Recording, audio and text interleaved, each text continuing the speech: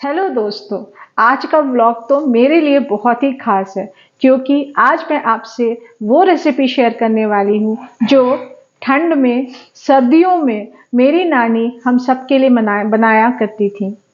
And I am sure आपके घर में भी आपकी नानी जी या दादी जी होंगी और उनके हाथों का बनाया हुआ या तो वो सर्दियों का अचार या वो पापड़ या वो राजमा चावल आपके दिल के बहुत करीब होगा। उसी तरह से ये सर्दियों की चाय हमारे दिल के बहुत करीब है और आज मैं उनको याद कर कर ये चाय की रेसिपी आप सबके साथ शेयर कर रही हूँ। आई होप आपको ये वीडियो पसंद आएगा। प्लीज़ हमारे साथ बने रहे और मुझे मेरी नानी के हाथों का स्वाद वापस से ताज़ा करने दें। अब हम 1 कप पानी बर्तन में डालेंगे। अब हमें गैस को ऑन करना है। इस पानी को अच्छे से उबलने देना है। इस पानी का पूरी तरीके से उबलना बहुत ज़रूरी है, तभी चाय अच्छी बनती है।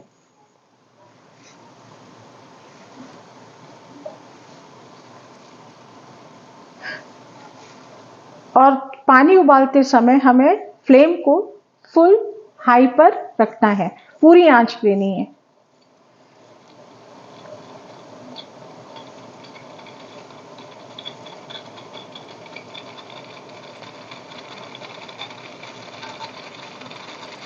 अब आप देख सकते हो कि पानी अच्छे से उबल रहा है। इस समय हमें आंच धीमी कर देनी है और जो हमने मसाले लिए थे उन मसालों को कूट लेना है।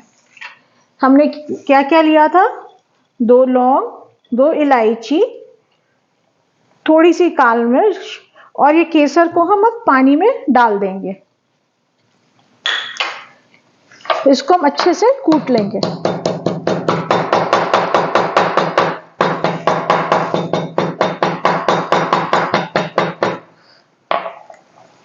इन मसालों को हम डाल देंगे पानी में। इसी समय हमें अदरक भी कूट कर डालना है। मेरी नानी कहा करती थी कि अदरक को कभी भी कूट कर डालना, इसे घिस कर या पीस कर डालने से चाय कड़वी बनती है। कूटी हुई अदरक से चाय का स्वाद बहुत बढ़ जाता है और तासीर भी अच्छी उतरती है। तो अब हम इसमें कूटा हुआ अदरक भी डाल देंगे। अब हम इस चाय को कम से कम 1 से 2 मिनट उबलने देंगे।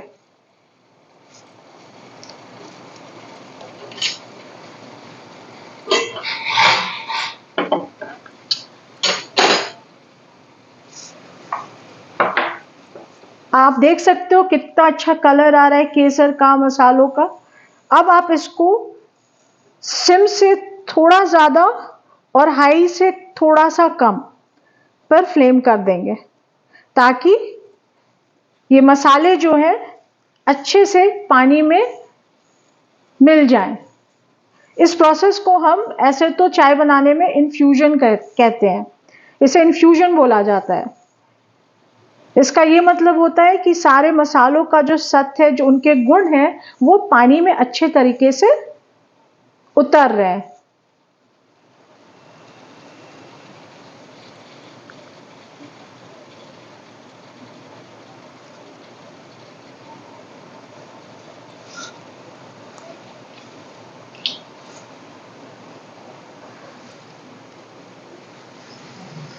अब हम इसमें अपनी शक्कर डालेंगे। शक्कर कभी भी जब पानी 1 से 2 मिनट खौल जाए तब नानी कहती थी कि शक्कर डालो। शक्कर को कभी भी दूध के बाद नहीं डालना। क्यों? क्योंकि चाय हमारी फिर पतली हो जाएगी। शक्कर डालते ही हम अब इसमें अपनी चाय की पत्ती डाल देंगे।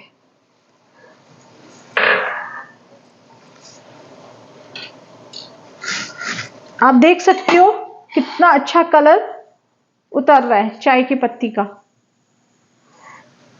इस प्रोसेस को हम ब्लूमिंग कहते हैं। ब्लूमिंग मतलब खिलना। चाय की पत्ती पानी में खिल रही है। वो जितनी खिलेगी उतनी हमारी अच्छी और कड़क सर्दियों वाली चाय बनेगी। इसे बहुत भी ज्यादा नहीं खौलाना है, नहीं तो चाय हमारी कड़वी हो जाएगी। हमें कड़क चाय चाहिए, कड़वी चाय नहीं चाहिए। तो अब हम क्या करेंगे, अब हम इसमें दूध डालेंगे। हमारा दूध, मैंने आपको पहले भी बताया था कि दूध कभी भी क्या होना चाहिए, रूम टेम्परेचर में। वो क्यों, अगर आप फ्रिज से डायरेक्टली डाल दोगे दूध तो पानी का टेम्परेचर गिर जाएगा, और जैसे ही वो टेम्परेचर गिरेगा हमारी चाय का स्वाद बदल जाएगा, वो उतनी स्वादिष्ट नहीं बनेगी। और दूसरा क्या होता है, कई बार हम देखेंगे चाय में ना वो तेल तेल जैसा बन जाता है, वो घी उतर आता है, तो हमें वैसी चाय नहीं चाहिए। इसलिए कभी भी दूध हमें रूम टेम्परेचर में लेना है। अब हम इसमें दूध मिक्स करेंगे, हमारा पूरा 1 कप दूध। अब दूध मिक्स करते ही हमें इसमें वापस एक उबाला देना है। अब आप देखोगे कि मैंने हाथ में कलछी पकड़ ली। आप सोचोगे ये कलछी से क्या होगा।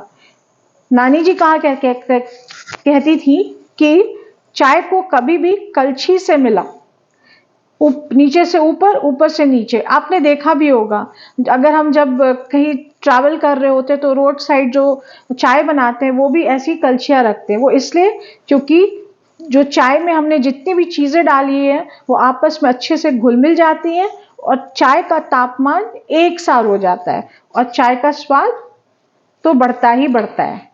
तो हमें चाय को ऐसे ऐसे ऊपर नीचे करना है। अब हम इसे एक उबाल आने का वेट करेंगे।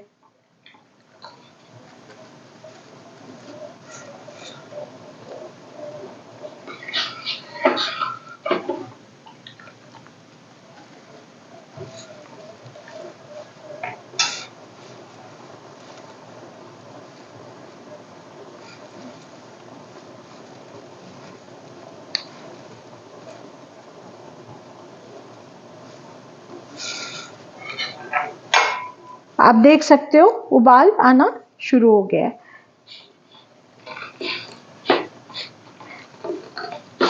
इसे हम चाय को घोटना भी कहते हैं। देखो कितना अच्छा कलर आया है चाय का, इसकी खुशबू तो मैं क्या ही बताऊं आपको।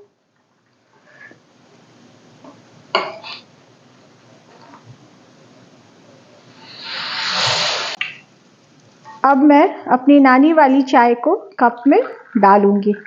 आप देख सकते हो कलर कितना अच्छा आया है चाय का। और एक बात, मेरी नानी ये भी कहा करती थी कि चाय हमेशा बहुत ही सुंदर कप या प्याले में दिया करो। बोलते थे इससे चाय का स्वाद और भी बढ़ जाया करता है। तो ये जरूरी नहीं कि चाय में जो कप हो वो महंगा हो या सस्ता हो, बट देखने में सुंदर होना चाहिए। तो लीजिए आपकी चाय तैयार है, और आप भी घर पे बनाना और बताना कि ये चाय आपको कैसी लगी। अगर आपको ये व्लॉग पसंद आया हो, अगर आपको ये बात अच्छी लगी हो तो प्लीज़ मेरे इस व्लॉग को लाइक करें, शेयर करें और सब्सक्राइब करें। और हाँ, एक बात और, इस चाय की सबसे खास बात क्या है बताऊँ आपको, इसमें मेरी नानी का ढेर सारा प्यार हुआ करता था, उनकी मुस्कुराहट हुआ करती थी और उनकी मंद मंद हो गया। तो ये है मेरी प्यारी नानी वाली चाय। चाय तो मैंने बिल्कुल उनकी ही तरीके से बनाई है और मुझे लगता है उनकी जैसी ही बनी भी होगी। लेकिन इस चाय में पता है आपको एक चीज मिसिंग है। अब आप बोलोगे क्या, इतनी सारी चीजें तो डाल दिया है इसने, बट फिर भी एक चीज मिसिंग है इस चाय में, और वो है उनका ढेर सारा प्यार जो वो इसमें डाला करती थी। जब वो बनाती थी तो वो मंद मंद मुस्कुराहट उनके चेहरे पर, वो खुशी कि वो चाय अपनों के लिए सर्दियों में ठंड से बचाने के लिए बना रही हैं, तो ये मिसिंग है। तो मुझे लगता है कि ये चीज़ आपको भी समझ में आती होगी, क्योंकि हर के घर में नानी जी और दादी जी होती हैं। तो अगर आपके घर में नानी या दादी है तो उनका भरपूर ख्याल रखो, उनसे खूब प्यार करो, क्योंकि जब वो नहीं रहते तो उनकी ऐसी छोटी छोटी बातें हमें बहुत याद आती हैं। तो अगर आपको मेरा ये व्लॉग पसंद आया हो तो प्लीज़ लाइक करें, शेयर करें और सब्सक्राइब करें। Thank you, bye, take care.